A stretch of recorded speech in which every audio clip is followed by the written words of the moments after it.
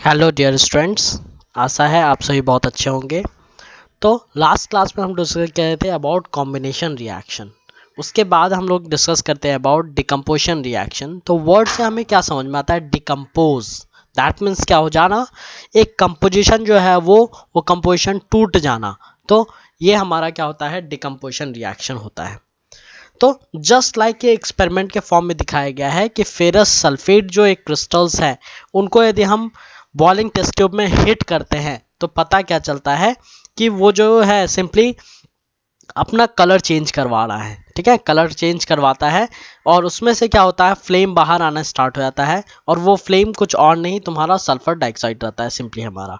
ठीक है, तो यहाँ पे क्या हो जा रहा है कि ऑब्जर्वेशन में यदि हम देखें तो ये स्मेल जो करता है जस्ट लाइक रॉटन एग्स स्मेल करता है। तो FeSO4 वो तुम्हारा टूट जा रहा है Fe2O3 plus SO2 plus SO3 में टूट जाता है। ये हमारा क्या है? फेरिक ऑक्साइड का फॉर्मेशन करवाता है। तो इस पर्टिकुलर रिएक्शन में मेनली FeSO4 फेरस सल्फेट जो होता है वो हमारा ग्रीन कलर का दिखता है। तो वो सिंपली क्या करता है, पहले वाटर लॉस करवाता है और वाटर लॉस कराने के बाद अपना ब्रेकडाउन करवाता है, ब्रेकडाउन इनटू फेरिक ऑक्साइड और तुम्हारा जो सल्फर डाइऑक्साइड और ट्राइऑक्साइड का फॉर्मेशन करवाता है। और वो सारे गैसेस होते हैं तो वही गैसेस के फॉर्म में बाहर आ जाता है। दूसरा डे लाइफ एग्जाम्पल दिखता है हमको लाइमस्टोन का। ठीक है, ये बहुत इंपॉर्टेंट है, हर बार ऑलमोस्ट एग्जाम में पूछा जा सकता है। लाइमस्टोन नथिंग बट कहते हैं हम कैल्शियम कार्बोनेट को लाइमस्टोन कहा जाता है। जब उसको हिट करते हैं तो वो कन्वर्ट हो जाता है कैल्शियम ऑक्साइड और कार्बन डाइऑक्साइड में। ठीक है, तो ये एक इंपॉर्टेंट डिकम्पोजिशन रिएक्शन है फॉर वेरियस इंडस्ट्रीज। तो किस तरह से वेरियस इंडस्ट्रीज, सीमेंट इंडस्ट्री में इसका यूज किया जाता है। तो कैल्शियम ऑक्साइड जो है वो बनाया जाता है with the help of marble या फिर लाइमस्टोन के हेल्प से उसको हिट करते हैं। तो कैल्शियम ऑक्साइड का स्पेशल नेम है लाइम या फिर उसको बोलते हैं क्विक लाइम। ठीक है, तो ये मैन्युफैक्चरिंग ऑफ सीमेंट में यूज हो रहा है। और ओवरऑल ये हम बनाते कैसे हैं, इसका यदि टू बी प्रिसाइज हम कहें तो इसको हम थर्मल डिकम्पोजिशन रिएक्शन भी कहते हैं। With the help of heat यदि हम किसी चीज़ को, किसी भी पर्टिकुलर सब्सटेंस को डिकम्पोज करवा पाए तो वो हमारा क्या हो जाता है? थर्मल डिकम्पोजिशन रिएक्शन कहलाता है। ठीक है, थर्मल डिकम्पोजिशन रिएक्शन कहलाता है। नेक्स्ट वन, हम यदि बात करते हैं और कोई है क्या इस तरह का एग्जाम्पल, तो इस तरह का थर्मल, तो ऊपर वाला भी जो था फेरस सल्फेट वो भी थर्मल डिकम्पोजिशन रिएक्शन था, क्योंकि उसको भी हम बॉइलिंग ट्यूब को क्या किए हैं, हिट किए हैं, तो उसमें से गैसेस बाहर निकल रहे थे।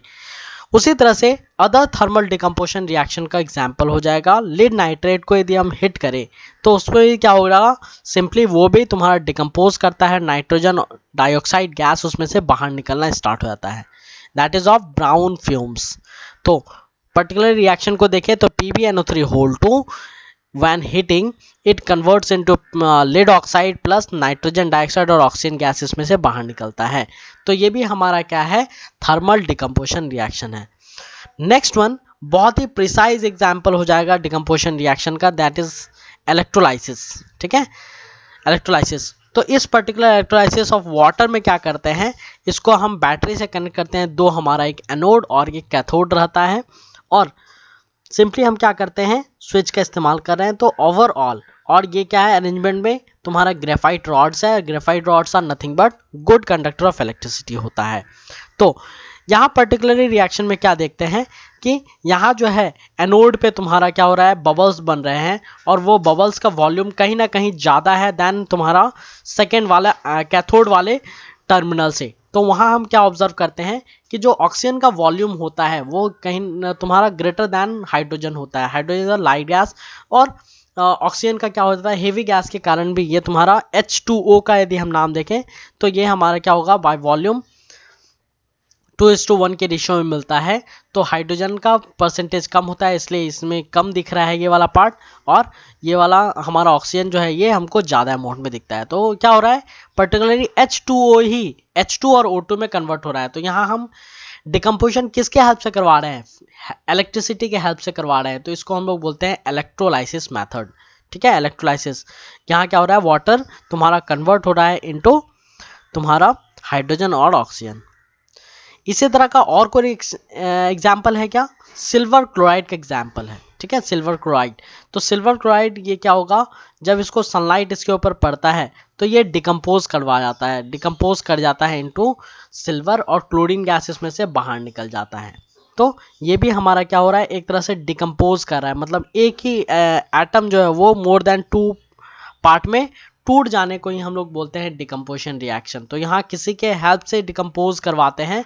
तो जो ओवरऑल एक्सोथर्मिक और एंडोथर्मिक रिएक्शन लास्ट क्लास में पढ़े थे, तो वहाँ क्या था, यहाँ पे हीट कंज्यूम कर रहा है, हीट या फिर एनर्जी कंज्यूम कर रहा है, तो इसलिए इसको बोलते हैं हम एंडोथर्मिक रिएक्शन, ठीक है, एंडोथर्मिक रिएक्शन। तो mostly all the decomposition reactions are endothermic in nature because they simply क्या करते हैं, वो हीट को एब्जॉर्व करते हैं, हीट और एनर्जी को एब्जॉर्व कर रहे हैं।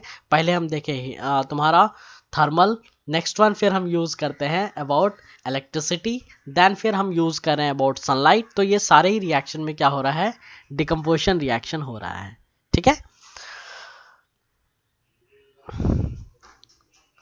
तो सिर्फ हमारा सिल्वर क्लोराइड ही नहीं, सिल्वर ब्रोमाइड जो हम लोग सिंपली यूज़ करते हैं तुम्हारा फोटोग्राफी में, photography black and white photography अभी बहुत कम हो गया है, लेकिन ब्लैक एंड वाइट फोटोग्राफी में इसका इस्तेमाल किया जाता था। और उस अभी भी देखते होगे तुम्हारा क्या होता है, सिंपली क्या होता है कि जो फोटोग्राफ्स होते हैं, बहुत सारे फोटोग्राफ्स अभी भी तुम्हारा वो सनलाइट में टांग कर रखा जाता है। तो वहाँ क्या हो जाता है, जो लाइट है वहाँ पे वो एग्जैक्टली लेयर बना होता है तुम्हारा सिल्वर ब्रोमाइड का, और उसमें से सिल्वर वो क्या करता है, जहाँ जहाँ लाइट का कंडेंस ज़्यादा रहता है वहाँ सिल्वर तुम्हारा डिपॉजिट हो जाता है, और ब्रोमीन क्या हो जाता है, गैस उड़ जाता है। तो जिसके वजह से हमको क्या होता है, सिंपली वहाँ पे वो डिकम्पोजिशन होने के बाद वो सिंपली हमको जो लाइट का फॉर्मेशन है, उस लाइट के फॉर्मेशन के बेसिस पे हमको क्या होता है, पिक्चर दिखता है।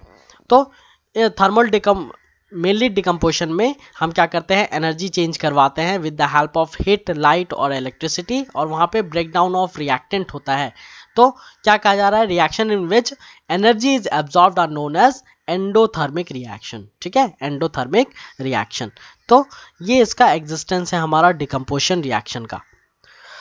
अब जैसे क्वेश्चन दे दिया गया है कि a substance x is used in white washing. तो वाइट वॉशिंग में मेनली हम यूज करते हैं कैल्शियम हाइड्रोक्साइड का, ठीक है, कैल्शियम हाइड्रोक्साइड CaOH2 का। और ये क्या करता है तुम्हारा, right the reaction of x named above with the water. तो सॉरी, कैल्शियम ऑक्साइड का यूज करते हैं, CaO का लाइम जो क्विक लाइम है, और क्विक लाइम को यदि वाटर के साथ रिएक्ट हो तो ये बनाता है कैल्शियम हाइड्रोक्साइड का फॉर्मेशन करवाता है, ठीक है। Which is the amount of gas collected in one test tube of activity 1.7 double the amount of collected to the other, name this gases. तो ऑब्वियसली तुम्हारा इलेक्ट्रोलाइसिस ऑफ वाटर हुआ था 1.7 activity में, तो वहां पे क्या हो जाएगा, ऑक्सीजन का जो वॉल्यूम है वो ज्यादा होगा देन हाइड्रोजन के वॉल्यूम से। नेक्स्ट वन, यदि हम लोग डिस्कस करें अबाउट डिस्प्लेसमेंट रिएक्शन, तो डिस्प्लेसमेंट रिएक्शन क्या हो जाता है कि तुम्हारा जो हाईली रिएक्टिव एलिमेंट्स होते हैं वो तुम्हारा क्या करते हैं, तुम्हारा लेस रिएक्टिव एलिमेंट को डिस्प्लेस कर देते हैं। तो ये हमको मिलेगा कैसे, कौन ज़्यादा रिएक्टिव है और कौन कम रिएक्टिव है। तो ये मेनली हमको मिलता है तुम्हारा स्टैंडर्ड रिडक्शन पोटेंशियल तुम्हारा सीरीज से, जिसको हम क्लास 10 तक में रिएक्टिविटी सीरीज से भी पढ़ते हैं। तो रिएक्टिविटी सीरीज में हम क्या करते हैं, मेटल्स को रखे हुए हैं, उस मेटल्स के अनुसार ही जो मेटल्स ऊपर रहते हैं उसको हम लोग सिंपली यूज करते हैं, ज़्यादा रिएक्टिव है देन नीचे वाले से। और हाइड्रोजन को हम एक माइलस्टोन बनाते हैं, हाइड्रोजन के ऊपर वाला जितना भी एलिमेंट है वो हाइड्रोजन को डिस्प्लेस करवा सकता है, और नीचे वाले एलिमेंट हाइड्रोजन को डिस्प्लेस नहीं करवा सकते हैं।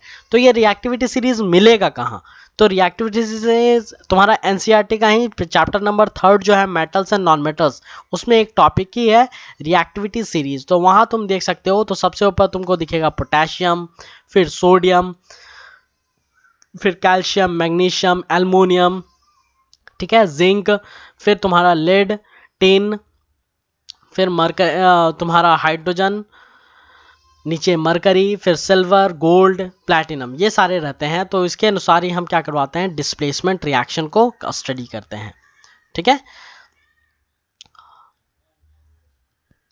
तो जस्ट लाइक यहाँ देखो, आयरन को रिएक्ट करवाया था with copper sulphate. Copper sulphate को हम लोग बोलते हैं ब्लू विट्रॉल का भी नाम देते हैं, तो ब्लू विट्रॉल। तो यहाँ क्या हो जाता है, सिंपली तुम्हारा आयरन और कॉपर सल्फेट जो है उसमें आयरन और कॉपर में हम कंपैरिजन करवाते हैं, क्या आयरन ऊपर है या फिर कॉपर ऊपर है। तो यदि रिएक्टिविटी सीरीज देखोगे तो आयरन हमको ऊपर दिखता है, तो आयरन ज़्यादा रिएक्टिव है देन कॉपर, तो ये क्या करवाएगा, डिस्प्लेस करवाएगा कॉपर को। जो लेस रिएक्टिव है उसको हटाकर खुद को ये एस्टैब्लिश करवाता है। उसी तरह के यदि इसी जगह पे उल्टा रहता, कॉपर प्लस FeSO4 रहता, तो क्या ये पॉसिबल था? नहीं पॉसिबल था, क्योंकि कॉपर ऑलरेडी लेस रिएक्टिव है। तो लेस रिएक्टिव एलिमेंट जो है वो तुम्हारा हाईली रिएक्टिव एलिमेंट को डिस्प्लेस नहीं करवा सकता है, ठीक है, नहीं करवा सकता है। तो इसी तरह का और यदि दूसरा एग्जाम्पल देखें हम, तो दूसरा एग्जाम्पल में क्या मिलेगा, zinc with copper sulphate solution.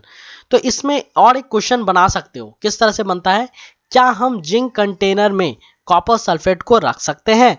तो दिखेगा क्या कि जो भी हमारा वेजल होना चाहिए वो क्या होना चाहिए, लेस रिएक्टिव होना चाहिए।